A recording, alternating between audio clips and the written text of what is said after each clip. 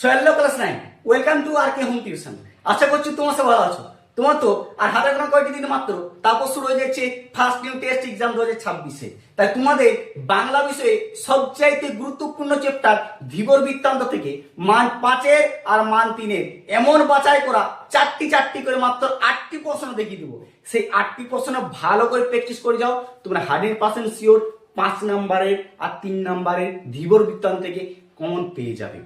আর চ্যানেলটিতে নতুন হলে সাবস্ক্রাইব করতে ভুলো না। সাজেশনগুলো ভালো লাগলে বন্ধুদেরকে অবশ্যই শেয়ার করে জানিয়ে দাও।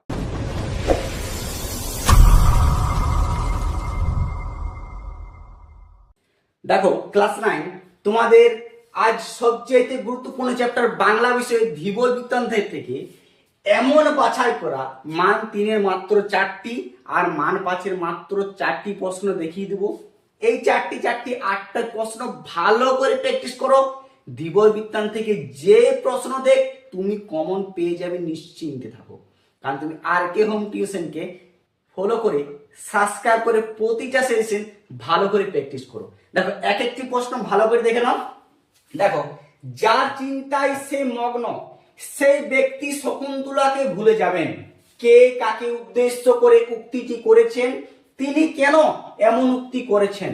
ধীবর বৃত্তান্ত থেকে বিরাট ইম্পর্টেন্ট প্রশ্ন, ভেরি ইম্পর্টেন্ট প্রশ্ন। মানে হচ্ছে 2 + 1 = 3। ঠিক আছে, 2 নম্বর প্রশ্ন দেখো, আরো যেটি সবচেয়ে বেশি গুরুত্বপূর্ণ। ঘটনাক্রমে সেই আংটিটি পেল এক ধীবর। বুঝতে পারছো তো? প্রসঙ্গ সহ ঘটনাটি বিবৃতি করো।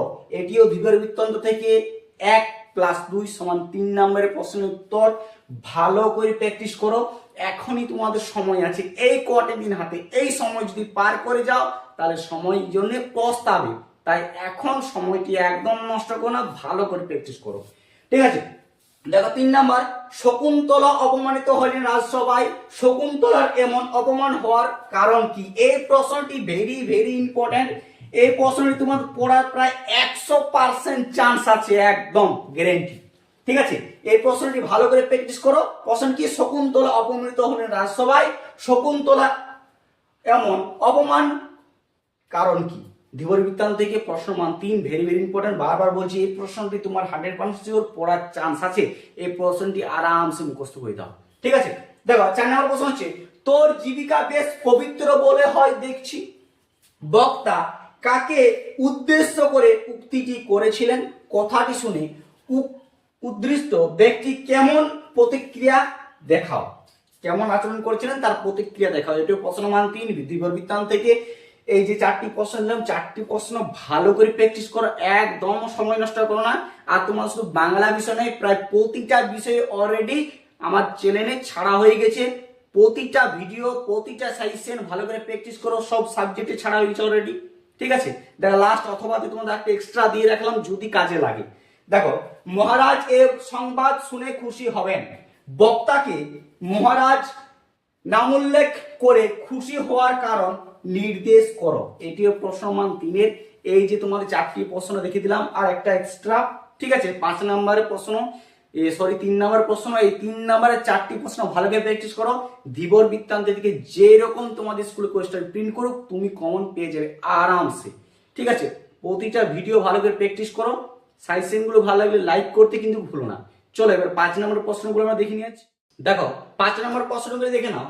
এই 5 নম্বর যে 4টি তোমাদের প্রশ্ন দেখে দিব ধীবর বৃত্তান্ত থেকে, এই 4টি ভালো করে প্র্যাকটিস করে যাও।